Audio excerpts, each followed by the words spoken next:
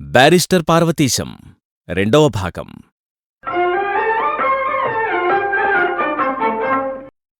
ఆ ఊళ్ళో అనగా ఎడింబరోలో ఉన్న భారతీయ విద్యార్థులందరిలోనూ నేనే చిన్నవాణ్ణనుకుంటాను. అయినా ఎందుచేతనో అందరి ఆదరణకు అభిమానానికి పాత్రుడనయ్యాను.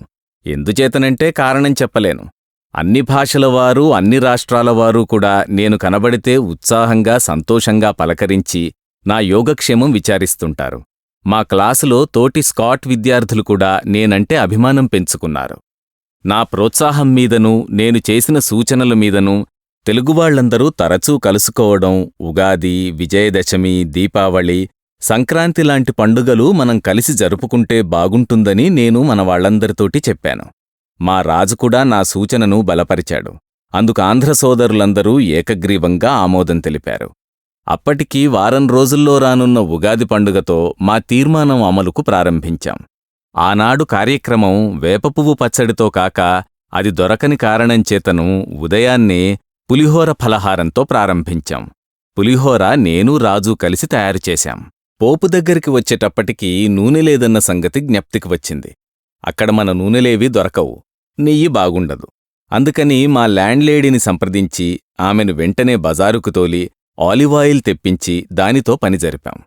పులిహోర బ్రహ్మాండంగా ఉందని మిత్రులందరూ మమ్మల్ని అభినందించారు. కొట్టులో ఏకకాలమందు ఇన్ని మిరపకాయలు, చింతపండు, ఆవాలు వగైరా కొంటుంటే కొట్టువాడు నిర్ఘాంతపోయి ఎందుకని మమ్మల్నడిగి ఇవన్నీ ఫలహారాలకు ఉపయోగిస్తాం అనడంతోనే అవి తిని మేము ఏమైపోతామో అని వాళ్లు హడలి బేజారయ్యారు. మధ్యాహ్నం ఓ చిన్న సభ ఏర్పాటు చేసుకుని అక్కడ పాటలు పద్యాలుతోటి ఆనాటి కార్యక్రమం నిర్విఘ్నంగా జరుపుకున్నాం. ఆ సభకు మనవాళ్లే కాకుండా కొందరు ఇతర రాష్ట్రీయులు కూడా వచ్చి మెచ్చి ఆనందించారు. తరువాత వాళ్లూ ఇలాంటివి జరుపుకుంటే బాగుంటుందని నిశ్చయించుకున్నారు. ఆనాడు ఒకరిద్దరు దాక్షిణాత్యులు, ఒక తెలుగతను కొత్తగా వచ్చారు. వాళ్లూ ఈ సభకొచ్చారు. అందులో కొత్తగా వచ్చిన తెలుగతను నేనిక్కడ సభానిర్వహణకు బాధ్యత వహించడం, హడావిడిగా అందరితోనూ తిరగడం చూసి నేనేదో నాయకుడిననుకుని నెమ్మదిగా నా దగ్గరకు వచ్చి నా పరిచయం చేసుకున్నాడు సభాంతమందు. అతనికి ఇంకా ఎక్కడా గది దొరకలేదని, ఒక చిన్న హోటల్లో ఉన్నానని, తెలిసినవాళ్లెవరూ లేరని, తనకా విషయంలో కొంచెం సహాయం చేయమని అర్థించాడు. సరే, దానికేముంది, తప్పకుండాను మర్నాడు కలుసుకుందాం అని చెప్పి అతన్ని పంపించాను. లండన్లో మీనన్, ఇక్కడ రాజు నాకిటువంటి సందర్భంలో చూపిన అవ్యాజానురాగం, చేసిన అమూల్యమైన సహాయమూ జ్ఞప్తికొచ్చినాయి. మర్నాడు ఉదయాన్నే ఆ యువకుణ్ణి తీసుకుని మధ్యాహ్నం వరకు తిరిగి నాకొంచెం దగ్గర్లోనే ఒక రూమ్ కుదర్చగలిగాను. తరువాత ఆ దాక్షిణాత్యులు వచ్చి అడిగితే వాళ్లకూ అటువంటి సహాయమే చేయగలిగాను. వీళ్లు ముగ్గురూ నన్నొక్క క్షణం విడవకుండా నాకు అంగరక్షకులుగా తయారయ్యారు. నాకు రాజు చెప్పిన పాఠాలే ఇక్కడ ఎలా ఉండాలో, ఎలా తిరగాలో, ఎలా మాట్లాడాలో వగైరా విషయాలన్నీ ఎంతో విపులంగా వీళ్లకూ నేర్పాను. ఎంత నేర్పినా చిత్రమేమిటంటే అడుగడుగునా దినదినమూ ఎన్ని అవకతవకలు చేసేవాళ్ళో లెక్క ఉండేది కాదు. ఇంత తెలివి తక్కువగా ఎందుకు ప్రవర్తించారు వీళ్ళు అనుకునేవాణ్ణి. రోడ్డుమీద నడవడం దగ్గర్నుంచి భోజనం దగ్గర ఆచరించవలసిన విధానం వరకు అన్నీ పిల్లవాళ్లకు చెప్పినట్టు చెప్పాను. అయినా సరే నడుస్తూ రోడ్డుమీద కాండ్రించుమ్మేయడం, ముక్కు చీదడం మొదలైనవి పనికిరావని ఎన్నిసార్లు చెప్పినా వాళ్లకో పట్టాన ఎక్కలేదు. అందులో ఒకతనికి పొడుం అభ్యాసం కూడా ఉందిట.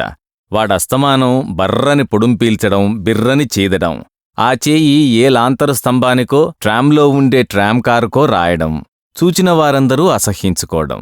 నేనా విషయం అతనికి తెలియపరిచి, ఇంతకు నీకు ఈ పొడుం ఎక్కడ దొరికిందన్నాను. మా ఇంటి దగ్గర్నుంచి తీసుకొచ్చానండి అన్నాడు. నాకు నవ్వు వచ్చింది. పొడుం కూడా తీసుకొచ్చావా బాబూ? ఏమాత్రం తెచ్చావేమిటన్నాను. బరువుగా ఉంటుందని ఆట్టే తేలేదండి, ఒక వీసెడు మటుకు తెచ్చానన్నాడు. నా గుండె ఆగిపోయినంత పనైంది. వీసెడే, మరిక్కడ దొరుకుతుందో దొరకదో, దొరక్కపోతే మనం చేసుకోవడానికి సాధన సామాగ్రి సంపాదించే వరకు సరిపోతుందనే ఉద్దేశంతో ఓ వీసెడే తెచ్చాను, శాంపుల్ చూస్తారా అన్నాడు నవ్వుతూ తన పొడుంకాయ తీస్తూ. వద్దులే బాబూ, ఉంచు, ఇంకేం తెచ్చావేమిటి అన్నాను. కొద్దిగా పండ్లు తోముకోవడానికి బొగ్గుపొడి, భోజనంలోకి సాంబారు పొడి, రసం పొడి, కొంచెం మిరియాలు, యాలకులు, లవంగాలు, ఇంకా ఇలాంటి చిల్లర సామాన్లు, వక్కపొడి కూడా కొద్దిగా తీసుకొచ్చానండి. తరువాత ఇక్కడ దొరుకుతాయి కదా అన్నాడు. దొరక్కేం చేస్తాయి, చచ్చినట్టు దొరుకుతాయి. అంతగా దొరక్కపోతే ఏ సెలవులోనో ఇంటికెళ్ళి ఏకంగా తలోటన్నూ తీసుకొచ్చి ఇక్కడో చిన్న కొట్టు పెడితే నీకు ఖర్చులు కలిసొస్తాయి. ఇక్కడి నీ సాటి సోదరులకు ఉపయోగంగానూ ఉంటుంది అన్నాను. నేను నిజంగా అన్నానో వేళాకోళంగా అన్నానో అర్థం కాలేదు వాడికి. అయినా నవ్వుతూ, అవును సార్, మీరు చెప్పింది నిండా బాగుంది సార్, మంచి ఐడియా చెప్పారు సార్ అని నన్ను స్తోత్రం చేసి నాకు మరీ సన్నిహితుడై ఊరుకున్నాడు. వాళ్లూ విద్యాలయంలో చేరారు. ఎవళ్ల చదువులు వాళ్లు ప్రారంభించారు. ఇలా ఉండగా ఒక రోజున అక్కడున్న ఒక స్కాట్ దంపతులు రాజునూ నన్ను మరొక ఇద్దర్నీ, ఈ కొత్తగా వచ్చిన వాళ్లను ఆదివారం సాయంకాలం టీకి రమ్మని పిలిచారు. సరేనన్నాం. ఈ కొత్తగా వచ్చిన మిత్రులకు అక్కడ ఎలా ఉండాలో ఏమిటో అన్నీ ఒక్కసారి మళ్లీ ఉపదేశం చేశాను. ఆ సాయంకాలం 4 గంటలకు విడివడగానే మేమంతా మమ్మల్ని పిలిచిన వారింటికి చేరుకున్నాం. చిత్రమేమిటంటే మేమక్కడికి వెళ్లేసరికే సోఫామీద కాళ్లు జాపుకుని పడుకుని హాయిగా ఏదో నవల చదువుతున్నాడు నా పొడుం శిష్యుడు. మేమంతా తెల్లబోయాం. ఇదేమిటి, ఎప్పుడొచ్చావన్నాను. పొద్దున్నే వచ్చానన్నాడు. నీ బొంద, పొద్దున్నే రావడమేమిటి, సాయంత్రం రమ్మంటే అన్నాను. వాడేమో నవ్వు తుళ్ళూ లేకుండా, ఎప్పుడైతే ఏమండి, నాకు పనేం లేదు, వాళ్ళు రమ్మన్నారు కదా, మంచివాళ్లు, వాళ్ళ స్నేహం చేసుకుందామని ప్రొద్దున్నే వస్తిని సార్, తప్పా సార్ అన్నాడు వెర్రిచూపు చూస్తూ. అబ్బే, తప్పేదేముంది, వాళ్ళు సంతోషించుంటారన్నాను. అవును సార్, నిండా మంచివాళ్లు, చాలా మర్యాద చేశారు సార్ అన్నాడు. ఇంతట్లోకే యజమానురాలు వచ్చి పరస్పరం గుడ్ ఈవినింగ్, గుడ్ ఆఫ్టర్నూన్లు, హౌడూయుడూలు అయిన తర్వాత నేను నెమ్మదిగా ఆమెను యువతలకు పిలిచి, వాడేదో ఉదయాన్నే వచ్చాడట, మీరేమీ అనుకోక మమ్మల్ని మన్నించండి, కేవలం అమాయకత్వమే కాని మరో ఉద్దేశమేమీ లేదు వాడికి, ఇంకనెప్పుడూ ఇటువంటి తెలివి తక్కువ జరగదని హామీ ఇచ్చాను. ఆమె నవ్వుతూ, దీనికి మీరింత బాధపడ్డమెందుకు, పర్వాలేదులేండి, ఏదో తెలియక వాళ్ల ఊళ్ళో చుట్టాలింటికి వెళ్ళినట్టు వచ్చాడిక్కడికి, తప్పేముంది అన్నది. ఎంత గడసరివమ్మా అని లోపలనుకుని, మీరింత ఆర్ద్రతతో అర్థం చేసుకుని ఆదరించినందుకు చాలా సంతోషమండి, మేమంతా చాలా కృతజ్ఞులం అన్నాను. ఇంతలో టీ రెడీ అయిందని పిలుపు వచ్చింది. టేబుల్ మీదను మామూలుగా అందరికీ ఖాళీ ప్లేట్లు, స్పూన్లు వగైరా పెట్టి పదార్థాలు వేరే ప్లేట్లలో ఆ బల్లమీదనే అమర్చబడి ఉన్నాయి. ఎవరెవరికి కావలసినవి వారు స్పూన్లు, ఫోర్కుల సహాయంతో తీసుకుని వాళ్ల ప్లేట్లలో పెట్టుకోవాలి. మేమందరం అలా పెట్టుకోవడం చూసికూడా ఈ ముక్కుపొడుంగాడు గబుక్కున ఒక కేకు చేత్తో అందుకుని కొరుక్కుని, మరికొన్ని కూడా తన కంటికి నచ్చినవి తన ప్లేట్ నిండా పెట్టుకుని చేత్తోటే కొరుక్కుని తినడం ఆరంభించాడు. అందరూ నిర్ఘాంతపోయారు. మేమతనికి ఇలా కూడదని చెప్పడానికి ప్రయత్నించాం. అతను మాకు ఆ అవకాశమివ్వలేదు. ఇంతట్లోకి యజమానురాలు కల్పించుకొని, ఇలా కత్తి ఫోర్కుతోని తీసుకొని నోట్లో పెట్టుకుంటే వీలుగా ఉంటుందేమో ప్రయత్నించి చూడండి అంది మందహాసంతో. అబ్బే, ఎందుకు, పోనిద్దురు, హాయిగా దేవుడిచ్చిన చేతులుండగా ఇవన్నీ ఎందుకండి, చేతితోటి తినడమే సహజమైన పద్ధతి, సుఖమైన పద్ధతి అన్నాడు. ఇంక ఏమనగలం అలాంటివాడితోటి? అందరం నోరు మూసుకుని సహించి ఊరుకున్నాం. ఇది చాలకవాడు కుడిచేత్తోటి తీసుకు తినడం ఇంటివాళ్లకు మరీ ఇబ్బందనిపించింది. మీరెప్పుడూ ఇలాగే తింటారా అంది ఇంటావిడ. అవునండి, ఇంకెలా తింటాం అని ఇంకా ఏదో అనబోతోంటే నాకు ఒళ్ళుమండి వాడికి మా అసంతృప్తి, అసహ్యము తెలిసే మార్గం లేక బల్ల అడుగునుంచి వాణ్ణి ఒక్క తాపు తన్నాను. ముర్రోమన్నాడు. నేను నోరుముయ్యమని కళ్ళెర్రజేసి సంజ్ఞ చేశాను. మరేం లేదులేండి, నేను కాలు జాపుకుంటే ఆ కాలు తగిలి ఉంటుంది, మన్నించండి అన్నాను. ఇంక ఏం జరుగుతుందో అని కంగారు పడుతూ త్వరలో టీ పార్టీ ముగించి మరికొంచెంసేపు ఈ మాట ఆ మాట చెప్పుకుంటూ కాలక్షేపం చేసి యజమానుల దగ్గర సెలవు తీసుకుని బయలుదేరాం. బయటకొచ్చి చూస్తుంగదా ఆ పొడుంగాడు ఇంకా రాలేదు. ఇదేమిటో ఈ వింత అని నేను మళ్లీ లోపలికెళ్లాను. వాడొచ్చే సూచనలేవీ కనబడలేదు. యజమానురాలు ముఖంలో చికాకు కనబడుతోంది. నాకు ఒళ్ళు మండింది. ఇంకా రావేం అన్నాను. నేనీ రాత్రి ఇక్కడే ఉండి ఉదయాన్నే రూముకి వెడదామనుకుంటున్నానని అన్నాడు. నాకు విపరీతమైన కోపం వచ్చింది. యజమానురాలు మా సంభాషణ వింటూ నవ్వూ తుళ్ళూ లేకుండా అక్కడే నిలబడింది. ఏమిటి, ఈ రాత్రిక్కడే ఉంటావా? నీకేమైనా మతిపోయిందా ఏమిటి? నీ సౌఖ్యమే గాని వారి ఇబ్బందులేవి గమనించక్కర్లేదా? ఉదయాన్ని రావడమే ప్రథమ తప్పిదం, తరువాత మరికొన్ని ఘోరాలు చేశావు. ఇవన్నీ చాలక మళ్లీ రాత్రి ఇక్కడే పడుకుంటానంటావేమిటి, చుట్టానికొచ్చి దయ్యమై పట్టుకున్నట్టు? ఇంకో మంచం, పరుపు, రగ్గులు అన్నీ ఇక్కడ అమర్చి ఉంటాయనుకున్నావా? రా వెడదామన్నాను. పోనిద్దురూ, మంచం లేకపోతే నేను వారి మంచం కింద పడుకోగలను అన్నాడు. యజమానురాలు నవ్వాపుకోలేక అవతలికి పరిగెత్తింది. నేను వీడిని రెక్కపట్టుకుని వాడి కోటు హ్యాటు తీసుకోమని మాట్లాడకుండా బయటికి ఈడ్చుకొచ్చాను. వాడు లాభం లేదనుకుని కిక్కురుమనకుండా చక్కా వచ్చాడు. ఇంకనూ వాణ్ణి ఏమని ఏం లాభమని? మళ్లీ మట్టుకు వెనక్కి తిరిగిరాక తిన్నగా ఇంటికి వెళ్ళు. కాసేపుండి నేను మళ్లీ వచ్చి చూస్తాను. నీవు నీ గదిలో కనబడకపోతే నువ్వెక్కడున్నా వెతికి పట్టుకుని డొక్కబద్దలు చేస్తాను, జాగ్రత్త అని వాణ్ణి ముందుకు తోశాను. మా దారిన మేము ఎవళ్ల బసకు వాళ్ళం చేరుకున్నాం. వాడు తిన్నగా ఇంటికి పోయాడు. ఈ వ్యవహారమంతా ఊళ్ళో ఎలా పాకిందో తెలియదు కాని మళ్ళీ ఎవళ్ళూ ఏ పార్టీకి వాణ్ణి పిలవలేదు. దేశంకాని దేశంలో ఉన్నప్పుడు ఆ దేశస్థులకనుగుణంగా ఉండేటట్టు మనం మసులుకోకపోతే ఎలాగో చెప్పండి. ఒకరోజున ఏదో సెలవొచ్చింది.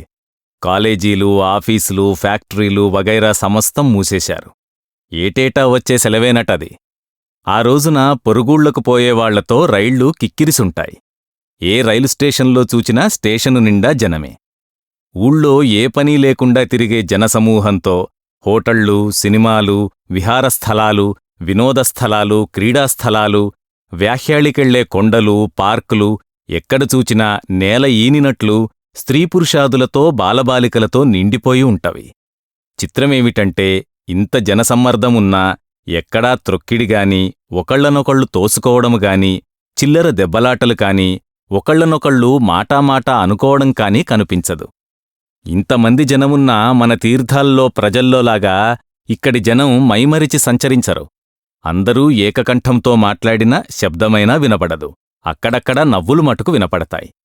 జనసమూహం ఊరమ్మట బలాదూరు తిరిగేవారు తిరుగుతూంటే ఆరుబయట ఆడుకునే ఆటలు, టెన్నిస్, బ్యాడ్మింటన్ వగైరాలు ఆడుకునేవాళ్లు, సెలవురోజు గనుకను రోజంతా ఉండే సినిమాలకు వెళ్లేవారు, ఊరికే కబుర్లు చెప్పుకుంటూ రోడ్లంట తిరిగేవాళ్లు, బట్టలు, వస్తువులు వగైరా సామాన్లతో నిండి ఉన్న పెద్ద దుకాణాల దగ్గర నిలబడి అద్దాల తలుపుల వెనుక అందంగా అమర్చబడిన వస్తు సముదాయాన్ని గంటల తరబడి చూస్తూ నిలబడే స్త్రీజనం, వీళ్లను చూస్తూ ఆనందించే నాబోటి ఏకాకులతో రోడ్లు కిటకిటలాడుతూ ఉన్నాయి.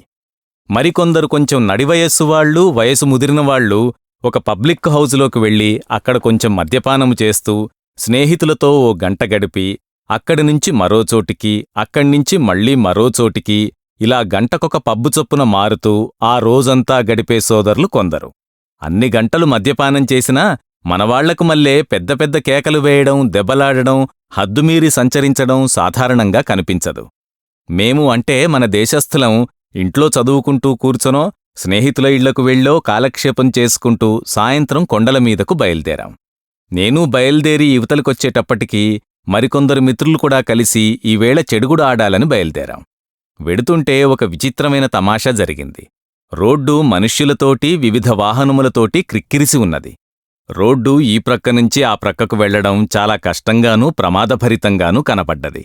అయినా ఒకచోట దాటక తప్పనిసరై ఆ ప్రయత్నం మీదే ఎవరికి వారే విడివిడిగా తొందరగా దాట ప్రయత్నిస్తున్నాం. నా పక్కనే ఒక నడివయస్సు దాటిన మనిషి ఈ రోడ్డు దాటే ప్రయత్నములోనే కొంచెం తూలుతూ నడుస్తున్నాడు. వాడెక్కడ పడిపోతాడో, ఏం ప్రమాదం జరుగుతుందో అనే భయంతో నేను దగ్గరగా వెళ్లి అతని చేయి పట్టుకొని, రండి, నేను జాగ్రత్తగా తీసుకువెడతాను, మీకేం భయం లేదు అన్నాను. అతనొక పెద్ద నవ్వు నవ్వి నా చేయి విదిలించుకుని నాకేసి నిదానంగా చూస్తూ పడబోయి నిలదొక్కుని, అబ్బాయి, నీ వయస్సుకి ఇంత మదిర పుచ్చుకోకూడదు. చూశావా, అది భరించక ఎలా తూలుతున్నావో, కొంచెము జాగ్రత్తగా వెళ్ళు, నాకు తొందర పనుంది అని తూలుతూ ముందుకు సాగాడు. బళ్లరద్దీ చాలా ఎక్కువగా ఉంది. వర్షధారల మధ్యను అర్జునుడు రథం నడిపినంత నేర్పుతో ఈ వాహనాల్ని తప్పించుకు నడవాలి. ఈ మనిషి ఇంకొక్క 4 అడుగులు ముందుకు వేసి దభీమని కిందపడబోయి ఎదరవైపునుంచి వస్తున్న 30 ఏళ్ల స్త్రీమీద పడి ఆమెను గట్టిగా పట్టుకొని నిలబడి నవ్వుతూ ఆమెకేసి చూసి కొంచెం ముద్దుమాటలతో థ్యాంక్యూ డియర్ అన్నాడు అతి కష్టం మీద. ఆమె చీదరించుకుని ఆ వాసన భరించలేక ఆ మనిషిని అవతలికి తోసేయబోయింది. అతనామెను మరింత గట్టిగా పట్టుకొని, తొందరపడకమ్మా, మనం కలిస్తే నిలుస్తాం, విడిపోతే పడిపోతాం. United we stand, separated we fall అన్నాడు చాలా గంభీరంగా. రోడ్డు దాటుతున్న జనమంతా నిలబడి విరగబడి నవ్వారు. బండ్లు ఎక్కడివక్కడి నిలిచిపోయినాయి. ఆమె ఎంతో సిగ్గుపడిపోయింది. ఎవరో ఎక్కడినుంచో ఒక కానిస్టేబులొచ్చి ఈ మనిషిని యువతలకు లాగి ఆవిడకు క్షమాపణ చెప్పి జాగ్రత్తగా వెళ్లమని చెప్పాడు. మేం కులాసాగా నవ్వుకుంటూ చెడిగుడి ఆటకు వెళ్ళాం.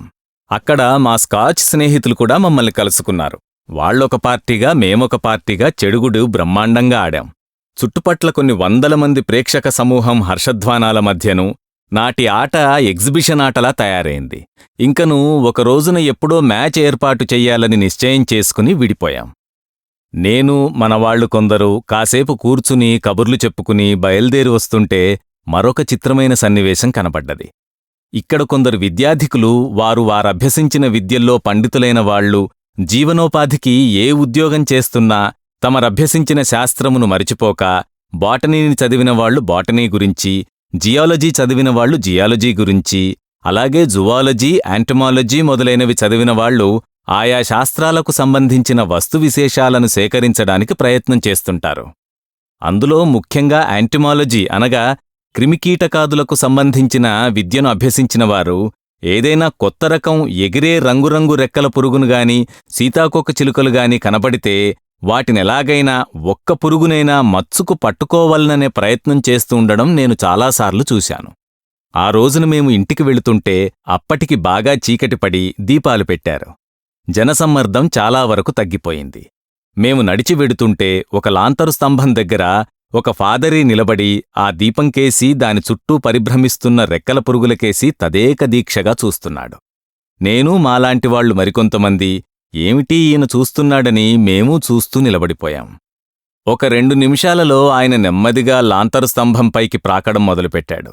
ఆ పని మామూలుగా రోడ్డుమీద ఎవరు చేసినా హాస్యజనకంగానే ఉంటుంది.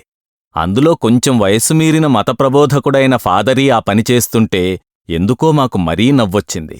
ఆయన ఇదేమీ గమనించకుండానే పైకి బహునెమ్మదిగా పాకుతున్నాడు. ఇంతలోనే మరో ఆసామి, కొంచెం పెద్దవాడు, మదిరభారంతో తూలుతూ మా దగ్గరకొచ్చి నిలబడి పైకెక్కుతున్న మనిషిని చూసి ఆయన ఫాదరీ అని గ్రహించి ఆయన పైకి ఎందుకు ఎగబ్రాకుతున్నాడో మాకు మల్లేనే ఊహించలేక ఒక్క క్షణం ఆలోచిస్తూ నిలబడి సమాధానం దొరికినట్టు మా వైపు చూసి నవ్వుతూ కన్నుగీటి హాయ్ మేట్, కిందికిరా, అగ్గిపుల్లా నేనిస్తాలే అని కేకవేశాడు. పాపం ఈ మదిరాపానమత్తుడు ఊహించిందేమిటంటే ఆ పెద్దమనిషి అంటే ఫాదరీ చుట్టకాల్చుకోవడానికి దగ్గర నిప్పిపెట్టలేక ఆ దీపం దగ్గరికి పైకి ఎగబాకుతున్నాడనుకొని తనెంతో ఆదరంతో నిప్పుపుల్ల ఇస్తానన్నాడు. దాని అంతరార్థమేమిటంటే ఆ లాంతరు స్తంభము పట్టుకుని పైకి వెడుతున్న మనిషి మస్తుగా తాగి ఉంటాడని ఈ బుద్ధిమంతుడు ఊహించి తన ఉపబుద్ధిని ప్రదర్శించాడన్నమాట. నాకు చచ్చేటట్టు నవ్వు వచ్చింది. ఫాదరీగారు కూడా ఈ భావం గ్రహించి సిగ్గుపడుతూ కిందికొచ్చి మాకేసి తిరిగి సారీ జెంటిల్మెన్ అని ఆ తాగుబోతు భుజంమీద చేయివేసి, నాయనా, నీవు చేసిన పని మేము చేసేమనుకున్నావు కదూ, నీవు చాలా పొరపాటు పడ్డావు. నేను అందుకోసం కాదు పైకి వెడతా, ఆ దీపం చుట్టూ ఎంతో అందంగా విలాసలాస్యం చేస్తున్న ఆ రంగురంగుల రెక్కల పురుగును పట్టి బంధించవలననే కుతూహలంతో పైకి వెళ్లాలని ప్రయత్నించాను. నా ఉత్సాహం చంపేశావు. నడువు నీవు నెమ్మదిగా, ఎవరిళ్లకు వాళ్లు చేరుకుందాం. నీవు జాగ్రత్తగా వెళ్లగలవా, నా సహాయం కావలెనా అన్నారు ఫాదరీ. అక్కర్లేదండి ఫాదర్, జాగ్రత్తగానే వెడతాను, మన్నించండి, నేను పొరపాటుపడ్డాను. గుడ్ నైట్ ఫాదర్ అని తొందరగా నడవబోయి ముందుకు పడబోతుంటే ఫాదర్ అతన్ని పట్టుకొని లేవదీసి కొంత దూరం కూడా వెళ్లి సాగనంపారు. ఇలాంటి హడావిడి రోజుల్లో ఇలాంటివి ఎన్నెన్నో రకరకాల వింతలు విశేషాలు కనబడుతూ హాస్యజనకంగా ఉంటుంటాయి. బారిస్టర్ పార్వతీశం సమర్పణ ఎడవల్లి అసోసియేట్స్, నిర్వహణ అరిలా studios, audio engineer Santosh Vadnala, studio sound city Hyderabad.